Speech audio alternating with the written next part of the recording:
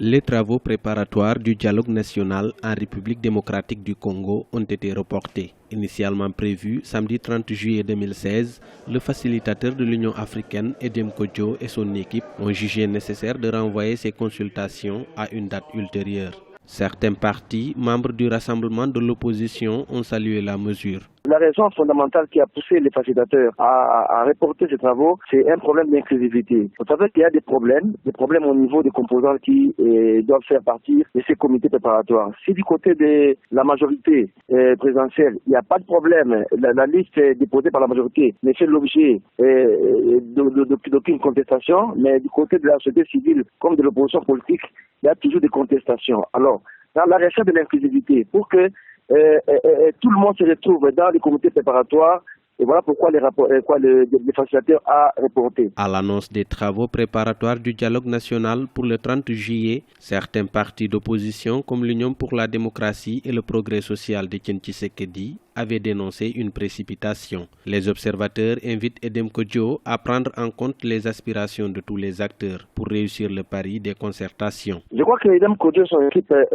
doivent démontrer une attitude attentive d'écouter les désidérata des uns comme des autres.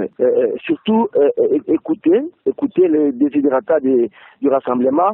C'est pas une façon de faire part belle au rassemblement, non.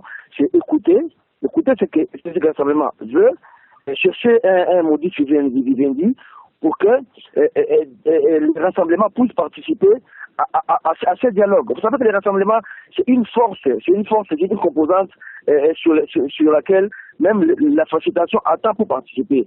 Edem Kodjo, dans son temps, avait dit qu'il ne peut pas commencer le dialogue sans l'opposition. Depuis la prise de fonction d'Edem Kodjo comme facilitateur du dialogue intercongolais, il a multiplié les rencontres avec les hommes politiques et les acteurs de la société civile. Cependant, le lancement des travaux préparatoires a été reporté à 2 reprises. L'opposition et le pouvoir ne s'accordent toujours pas sur les modalités du dialogue initié par le président Joseph Kabila.